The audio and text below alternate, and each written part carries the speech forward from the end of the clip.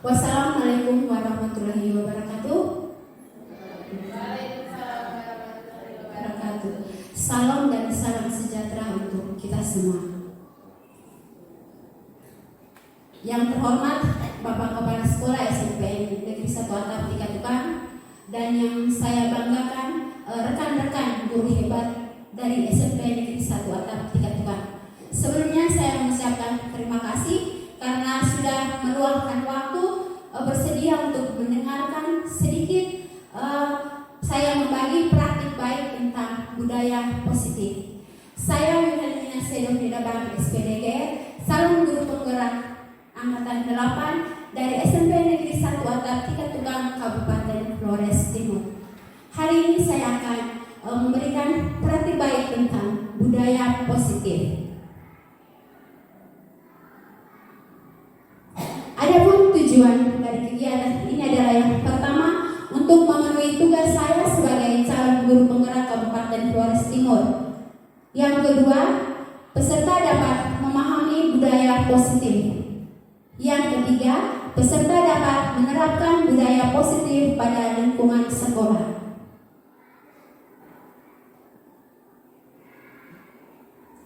Tujuan pendidikan adalah Ki Hajar Dewantara menjelaskan bahwa tujuan pendidikan yaitu menuntut segala kodrat yang ada pada anak-anak agar mereka dapat mencapai keselamatan dan kebahagiaan yang setinggi-tingginya, baik sebagai manusia maupun sebagai anggota masyarakat. Oleh sebab itu, pendidikan itu hanya dapat menuntun tumbuh atau hidupnya kekuatan kodrat yang pada anak-anak agar dapat memperbaiki lakunya, hidup dan tumbuh kekuatan kodrat anak.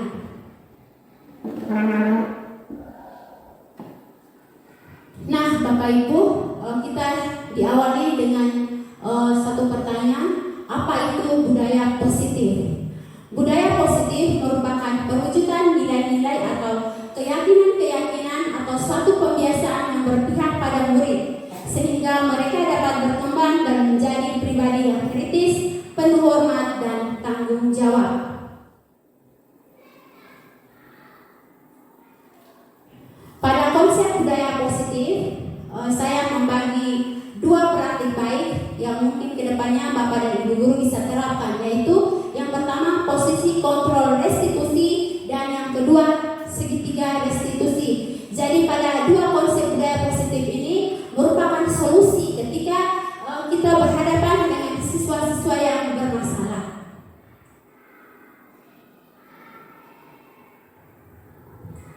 Jadi yang pertama posisi kontrol restitusi. Ini adalah posisi kita sebagai guru ketika kita menghadapi siswa-siswa yang bermasalah di lingkungan sekolah kita. Jadi yang pertama posisi kita guru sebagai pengontrol, sebagai kontrol penghukum. Yang kedua posisi kita guru sebagai kontrol pembuat rasa bersalah. Yang ketiga posisi kontrol teman. Yang keempat posisi kontrol pemantau, dan yang kelima posisi kontrol manajer. Jadi sebelum kita menyimak video-video posisi kita guru sebagai kontrol umum atau pembuat rasa bersalah atau kontrol teman, kita sedikit berefleksi sudah sejauh mana penerapan kita dalam keseharian kita. Saya berada di posisi kontrol yang mana? Jadi setelah menyimak video ini diharapkan supaya kedepannya kita harus ambil pada posisi kontrol yang mana. Jadi saya awali yang pertama posisi kontrol sebagai penghukum. Teman-teman bisa menyimak video ini.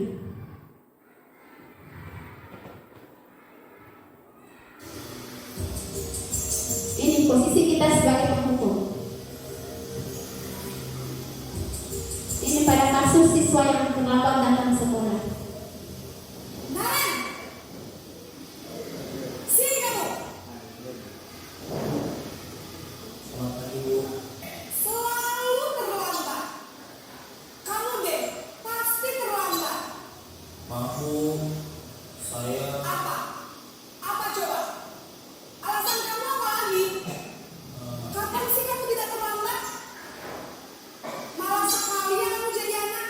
Saya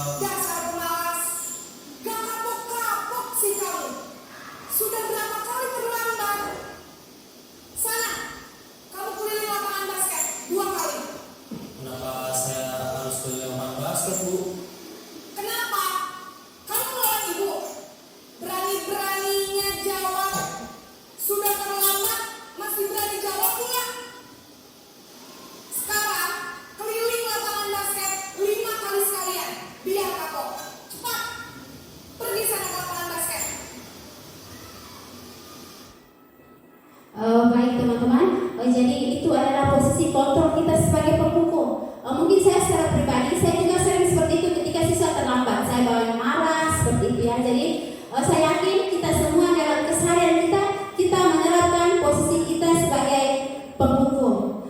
Nah, posisi penghukum biasanya itu suaranya agak tinggi, menghardik, menunjuk-nunjuk, bercakap pinggang dan membentak biasanya. Jadi kadang kita lihat di sini pegang kayu, di bawah itu sudah pegang kayu. Itulah posisi kita sebagai penghukum. Dan yang berikut hukuman verbal atau fisik. Fisik kita pakai kayu pukul. Nah, verbal kita menggunakan kata-kata yang mungkin membuat mereka akan sakit hati dan kembali membenci kita guru. Nah, ketika kita menerapkan posisi kita sebagai penghukum, maka akan berdampak, ya, yaitu yang pertama, murid menjadi pendendam. Betul tidak Bapak Ibu? Betul. Nah, jadi ketika kita pukul, bentak, mereka akan bawanya benci terhadap kita guru. Yang berikut, tidak menyukai guru atau mata pelajaran diampu. Nah, kadang di mata pelajaran lain siswanya aktif full, dan ada mata pelajaran tertentu siswanya bolos. Itu kadang kembali ke pribadi kita guru. Mungkin kita sudah menerapkan posisi kita sebagai penghukum. Dan ada sedikit teori yang mengatakan bahwa perubahan karakter siswa itu tidak bergantung pada pukulan atau makian dari kita. Tidak ada berpengaruh apa-apa terhadap perubahan karakter siswa. Yang berikut, posisi pembuat merasa bersalah. Jadi kita guru menerapkan posisi kita yang membuat siswa itu menyesali akan perbuatan yang dia lakukan. Kasus yang sama, terlambat lagi.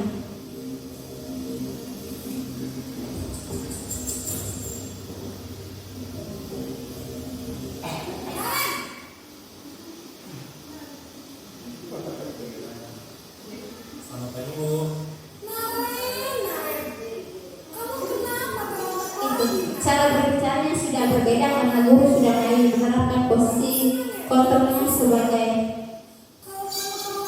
membuat merasa bersalah.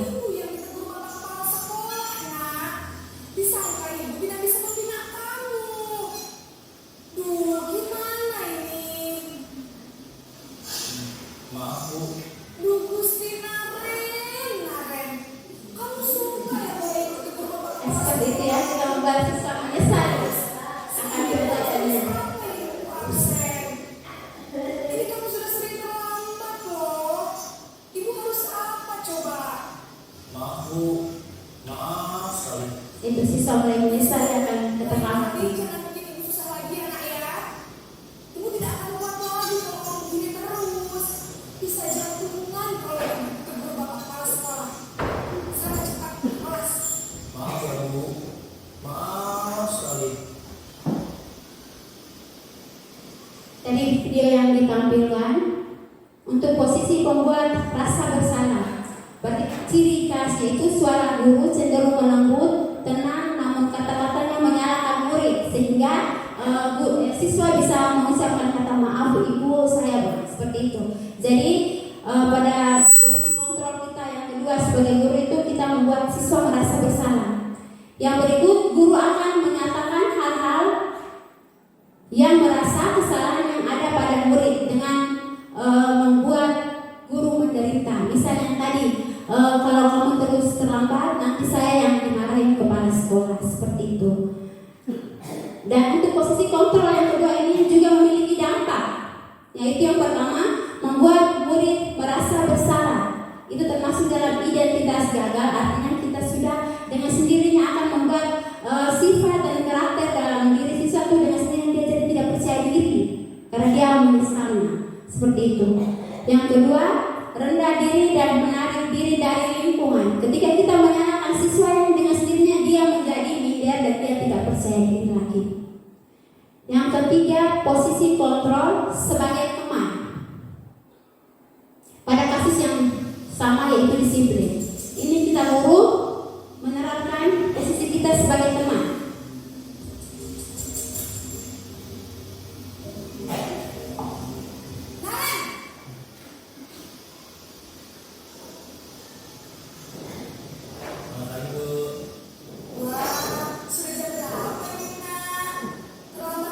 Kata-kata yang sedikit berbeda. Iya Bu, habis ibu saya udah bawakan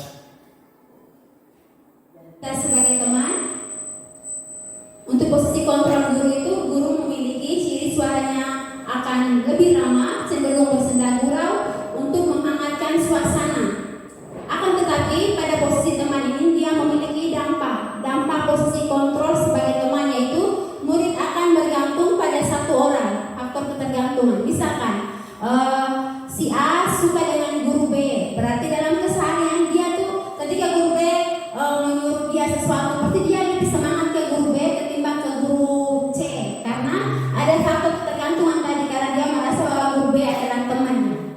Yang berikut, murid tidak mandiri dan tidak berpikir untuk diri sendiri. Itu adalah dampak posisi kita guru sebagai teman. Sedangkan yang keempat, yaitu posisi sebagai pemantau atau monitor. Pada pemantau itu dia lebih tekankan pada peraturan dan konsekuensi. Teman-teman bisa melihat video yang akan saya tampilkan ini. Pada kasus yang sama yaitu disiplin. Siswa terlambat lagi datang ke sekolah.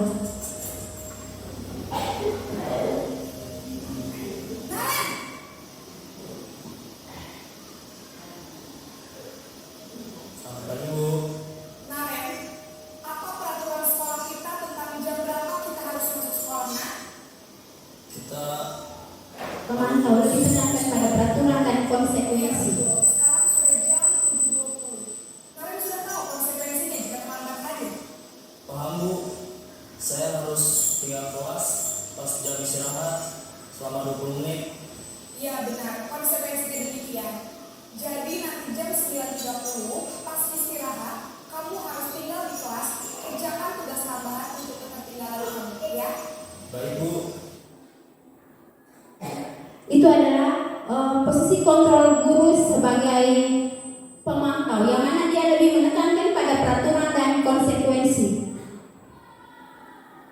Ciri pada posisi pemantau atau monitor itu seorang pemantau akan bersuara datar, tidak emosional, tidak bersenda gurau atau menggunakan suara tinggi, tidak sama seperti yang posisi sebagai penghukum. Yang berikut, tercipta identitas diri positif atau berhasil. Karena tadi kita mengarahkan siswa untuk taat pada peraturan. Yang berikut, pemantau selalu senantiasa memantau pada saat murid diberikan sanksi, maka guru pun selalu mengawasi. Akan tetapi pada posisi sebagai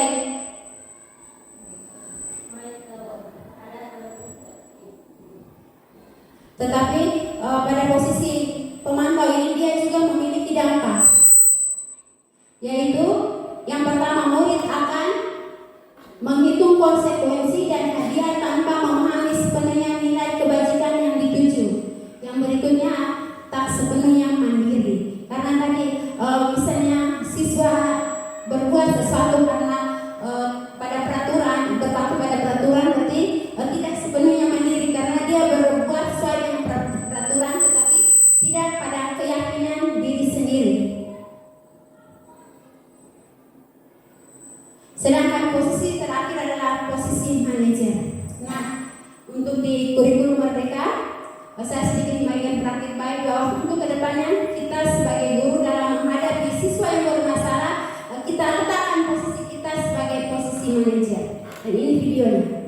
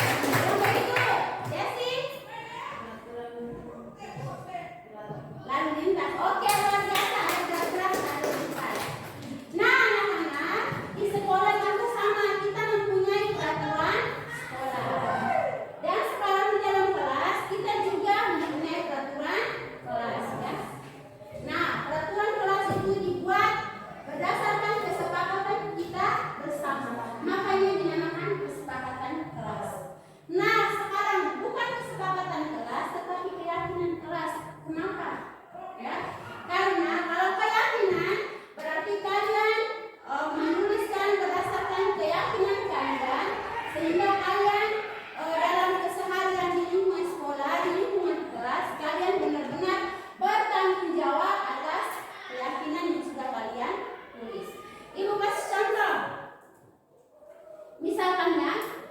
Kalau keyakinan itu selalu menggunakan kalimat positif ya. Kalau kalimat negatif misalnya jangan, tidak boleh, dilarang ya, itu kalimat negatif. Kalau kalimat positifnya berarti misalkan dilarang membuang sampah sembarangan, berarti kalimat positifnya buanglah sampah pada tempatnya. Yang berikut misalnya apa? Jangan menyontek ya, berarti kalimat positifnya apa? Harus bersikap jujur. Orang yang suka nyontek berarti dia tidak jujur. Yang berikutnya apa lagi? Apa lagi ayo? Berarti anak-anak kalimat negatif ya, misalnya dilarang membuang sampah sembarangan, berarti positifnya buanglah sampah pada tempatnya. Yang berikut jangan menyontek atau jangan mencuri, berarti apa? Kalimat positifnya berperilaku jujur. Jangan terlambat datang sekolah, berarti hendak disiplin. Jadi kalimat-kalimat positif itu yang dinamakan keyakinan. Jadi di dalam keyakinan itu dia mengandung nilai-nilai kebajikan. Oke, sampai di sini ada yang bertanya? Oh tidak ada ya. Karena tidak ada, sekarang ibu akan membagikan kertas dan silakan kalian menuliskan keyakinan kelas kalian. Ya.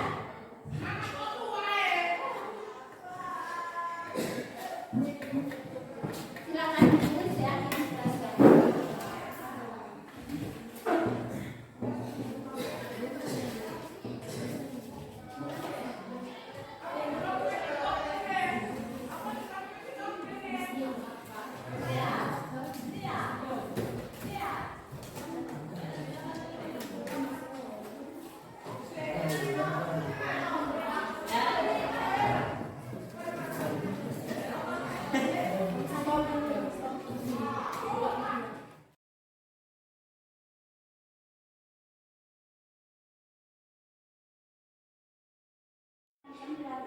Habis masih di web.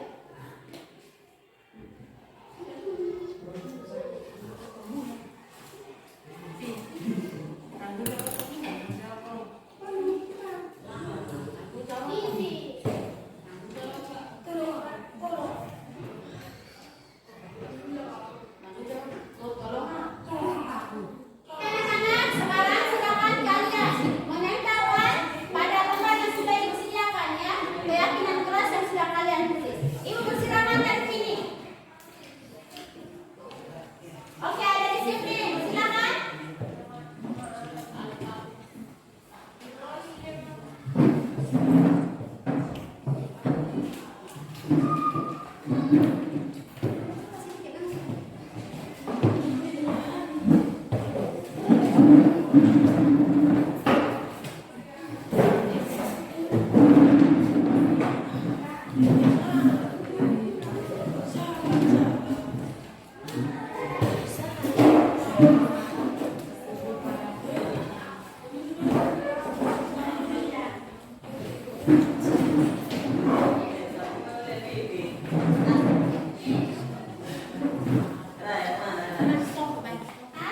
Terima kasih kalau kalian sudah menulis keyakinan kelas kalian. Dan sekarang ibu akan menganalisis ya, berdasarkan nilai-nilai kebajikan yang ada untuk kita sepakati sebagai keyakinan kelas.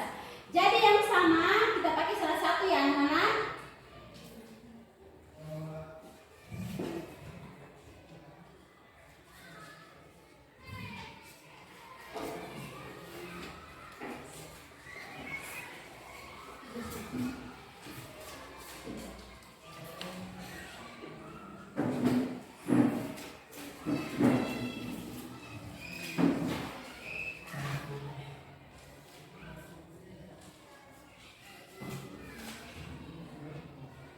Berdasarkan hasil analisis ibu, di sini terdapat 8 nilai keyakinan kelas yang sudah kalian tulis.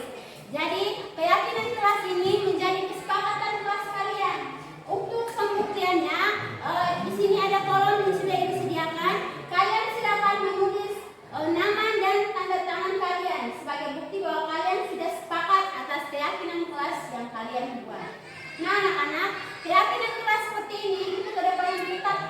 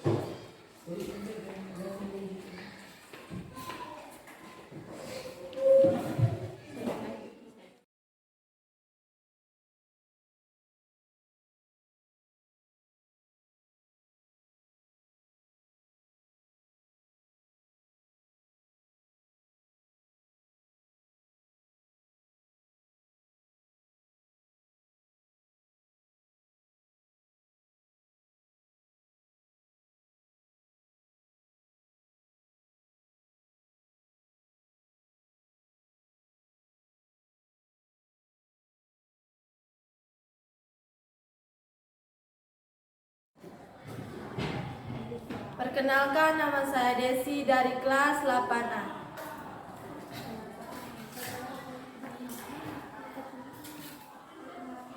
Perkenalkan, nama saya Raya dari kelas 8A. Perkenalkan, nama saya Sekar dari kelas 8A. Perkenalkan, nama saya Rama dari kelas 8A.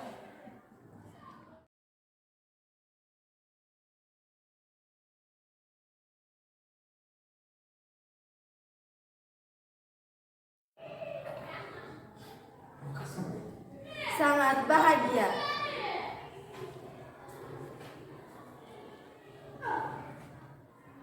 Senang sekali.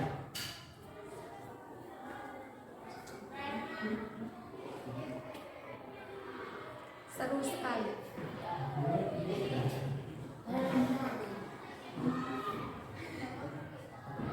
Sangat gembira.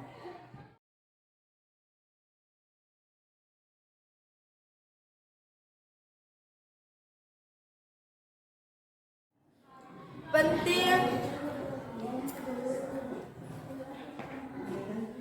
Sangat penting.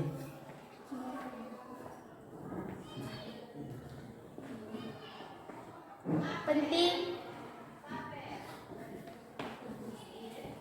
Penting sekali.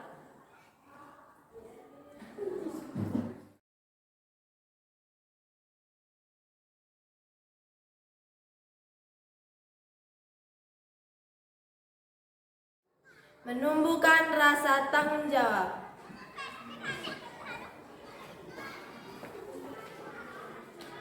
Membuat kita lebih disiplin.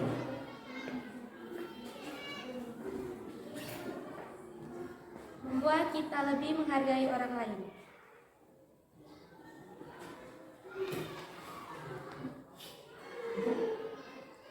Membuat kita menjadi pribadi yang lebih jujur.